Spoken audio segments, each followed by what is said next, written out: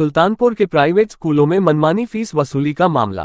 कांग्रेस ने राज्यपाल से की फीस, किताब और यूनिफॉर्म के लिए नियमावली बनाने की मांग।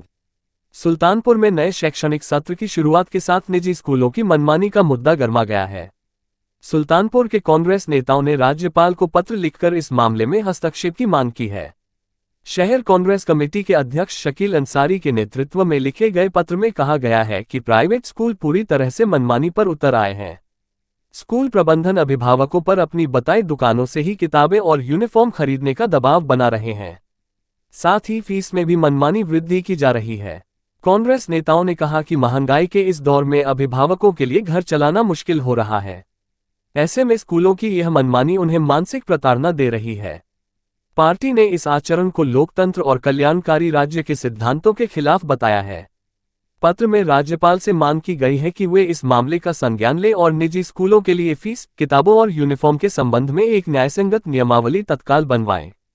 इस पत्र पर विनोद राणा, असलम अंसारी, सिराज सिद्दीकी, सुनील सिंह चौहान, इमरान अहमद, प्रदीप सिंह कुरभा, हरिराम वर्मा और धर्मेंद्र प्रताप सिंह सहित कई कांग्रेस नेताओं के हस्ताक्षर हैं।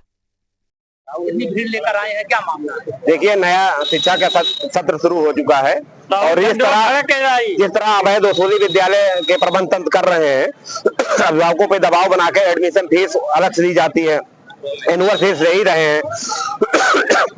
अपनी चिन्हित दुकानों पे उनकी किताबें मिलेंगी, कापियां मिलेंगी, स्कूल के बैग मिलेंगे, ड्रेस मिलेगी, उसमें भी कमीशन खोरी हो रही है, जिससे अभिभावक बहुत परेशान है। आज महंगाई से लोग वैसे भी त्रस्त हैं और इस तरह निजी विद्यालय के प्रबंधन जो उनसे वसूली कर रहे हैं, इससे त्राही मची हुई है चारों तरफ, चाहे ग्रामीण क्षेत्र हो चाहे शहरी क्षेत्र हो। इसके लिए आज कांग्रेस पार्टी सड़क पे उतरी है। आज हम लोगों ने ज्ञापन देकर महामहिम राज्यपाल को ज्ञापन भेजा है, उनसे कार्रवाई की मांग की है। महामहिम जी एक ऐसी कल्याणकारी नीति बनाए जिससे छात्रों का कल्याण हो, जिसमें छात्रों का हित हो।